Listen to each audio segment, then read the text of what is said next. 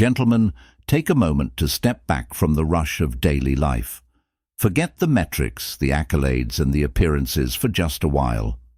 Today, we delve into something deeper, something that transcends status, power, and possessions. It is the essence of what truly matters in relationships, love, and life. This isn't about a secret formula to charm others or a shortcut to success.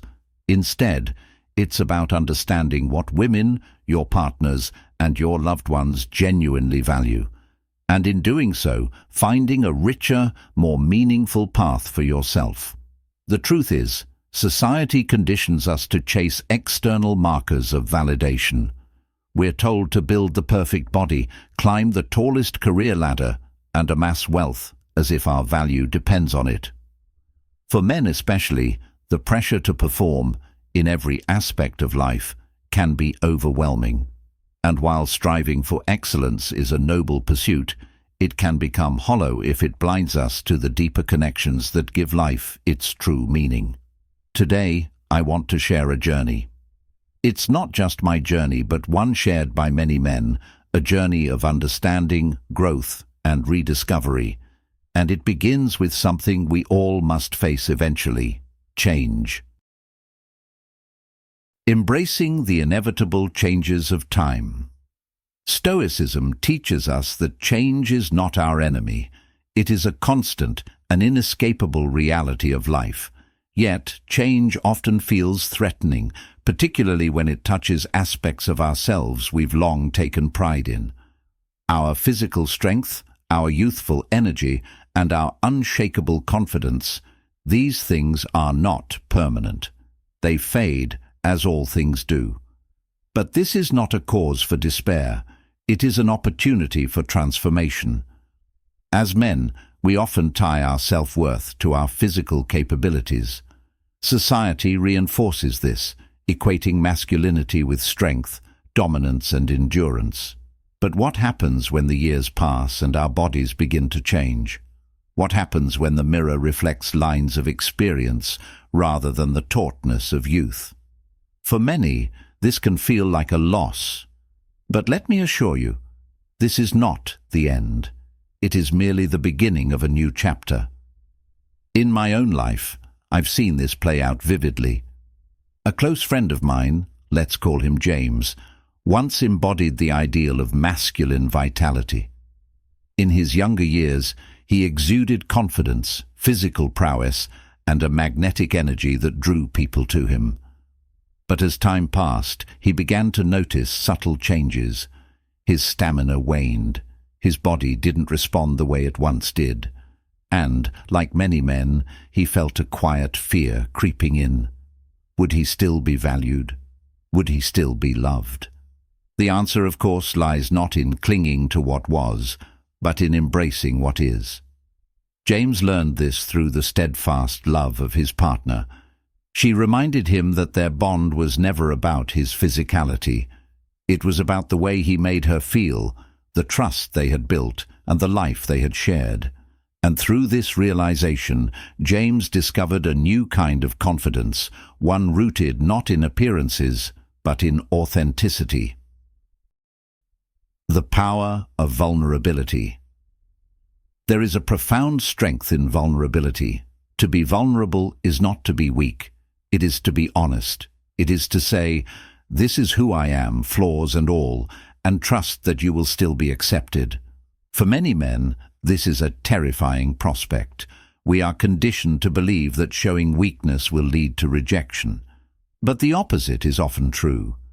Consider this.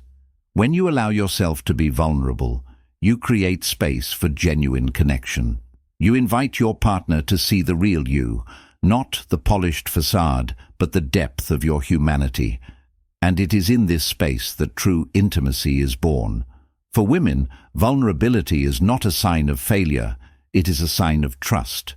It shows that you are willing to let down your guard and share your inner world, and in return, it allows them to do the same. This mutual openness is the foundation of a relationship that can withstand the trials of time. James learned this lesson through a conversation with his partner during a particularly difficult period.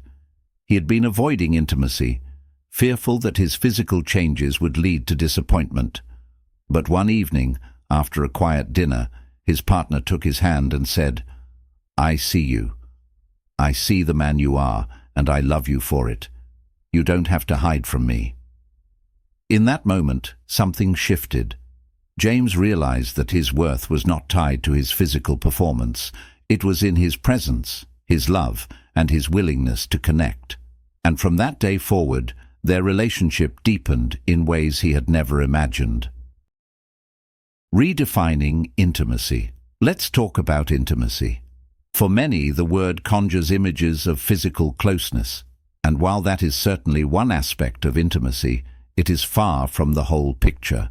True intimacy is about connection, emotional, mental, and spiritual. It is about being present with your partner, truly seeing them, and allowing yourself to be seen. As we age, the nature of intimacy evolves.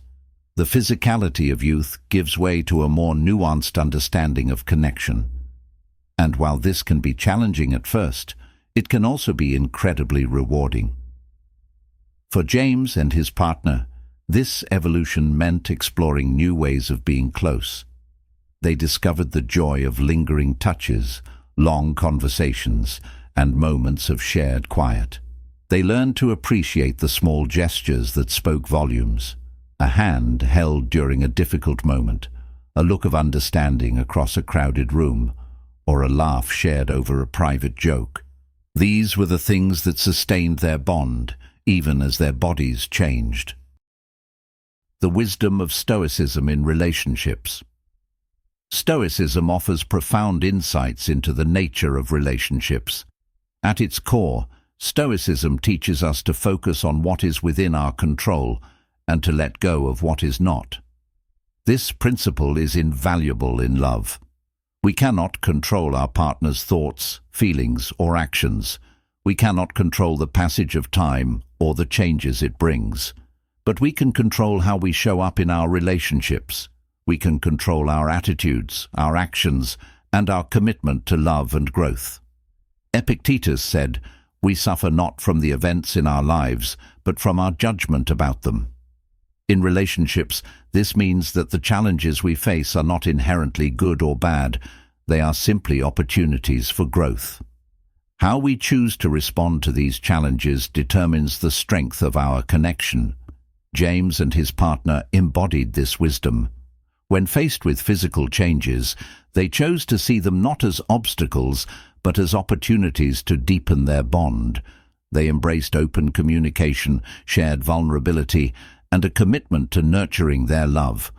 And in doing so, they found a richness in their relationship that far surpassed the fleeting intensity of youth. The true measure of a man. Gentlemen, let me leave you with this thought. Your worth is not measured by the size of your accomplishments, the strength of your body, or the approval of others. It is measured by the depth of your character, the kindness of your heart, and the love you give. What women truly value is not perfection, it is presence. It is your ability to listen, to understand, and to support. It is your willingness to grow, to adapt, and to cherish the bond you share. And it is your courage to be vulnerable, to show up fully, and to love without reservation. As Stoicism teaches us, true strength lies not in domination, but in self-mastery. True success is not in what we achieve, but in how we live. And true love is not about appearances, but about connection. So embrace change. Speak with honesty. Love with intention. And remember that the most powerful thing you can offer to any relationship is not perfection. It is yourself, wholly and authentically. Thank you for listening.